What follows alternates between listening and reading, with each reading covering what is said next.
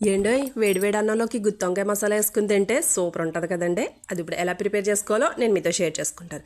Mixie గిన్నెలో ముందుగా పెద్ద పెద్ద ముక్కలు కోసుకుని దాంట్లోనే జీలకర్ర, ధనియాలు, అల్లం, వెల్లుల్లి, దాంతోపాటు చెక్క, లవంగ మొగ్గలో పువ్వు వేసి దాంట్లోనే 4 పచ్చిమిరకాయలు కూడా వేసి దాన్ని మెత్తగా పేస్ట్లా చేసేసుకోవాలి. ఈలోపు మనం వంకాయల్ని మజ్జిగ 4 సీరికలు చేసుకుని ఉప్పు నీటిలో వేసుకుని ఉంచుకోవాలి. మన మసాలా ప్రిపేర్ అయిపోయాక దాంట్లోనే 2 స్పూన్ల కారం వేసి బాగా వంకాయలకి స్టఫ్ చేయాలి. పొయ్యి మీద బాండి పెట్టుకుని దాంట్లో కొంచెం నూనె ఎక్కువ పడుతుందండి, కొంచెం నూనె ఎక్కువ వేసి దాంట్లో పచ్చిమిరపకాయలు, కరివేపాకు వేసి శుభ్రంగా వేపేసుకోవాలండి.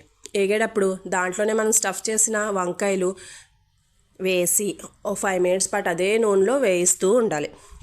అవి బాగా వేగాక ఈలోపు స్టఫింగ్కి మిగిలిన మసాలా ఉంటుంది కదండి, అది పక్కన పెట్టేసుకుని అది కూడా వేసుకుని ఒక 10 నిమిషాల పాటు సన్నటి సెగ మీద శుభ్రంగా వంకాయల్ని మెత్తబడేలా ఆ స్టఫింగ్ మొత్తం నూనెలో మగ్గేలాగా మగ్గిచ్చేసుకోవాలండి. ఆ కూరని తీసుకుని తింటే ఉంటుందండి వేడివేడి అన్నంలోని నిస్సామిరంగా సూపరో.